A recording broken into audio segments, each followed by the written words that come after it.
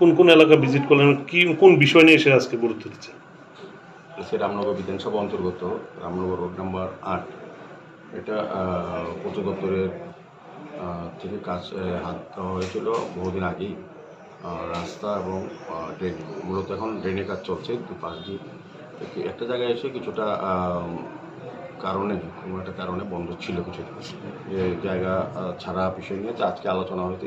যাদের জায়গা নিয়ে বন্ধ ছিল তাদের সঙ্গে কথা হয়েছে, আর নিজেরই জায়গা খালি করে দেবেন এবং ড্রেনটা যাতে কাজটা শেষ করা যায় সেদিকে তারা সহযোগিতা করবে। আমরা মূলত সারা আগরতলা শহরে বিভিন্ন বিধানসভা, বিভিন্ন জায়গায় স্মার্ট সিটি মিশন, পূর্ত দপ্তর, নগর দপ্তর এবং পৌর নিগম সবাই মিলে আমরা চেষ্টা করছি আগরতলা শহরকে নতুনভাবে সাজানো।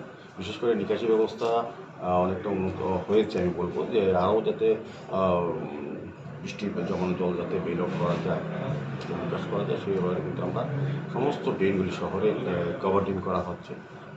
সেই সামনে রেখে পূর্ত দপ্তরের অধীনে এটা হচ্ছে। খুব সুন্দরভাবেই কাজ চলছে, কাজের গুণমানও ভালো আছে। তো আমি বলবো শুধু কিছু জায়গায় একটা ব্যাঘাত ছিল, জায়গা নিয়ে সমস্যা ছিল। তো আজকে যাদের যে জায়গাতে জায়গা নিয়ে ব্যাঘাত তাদের সঙ্গে কথা বলা হয়েছে এবং সকলেই সহযোগী জায়গা ছেড়ে দেবেন, সরকারকে সহযোগিতা করবেন, পূর্ত দপ্তর সহযোগিতা করবেন।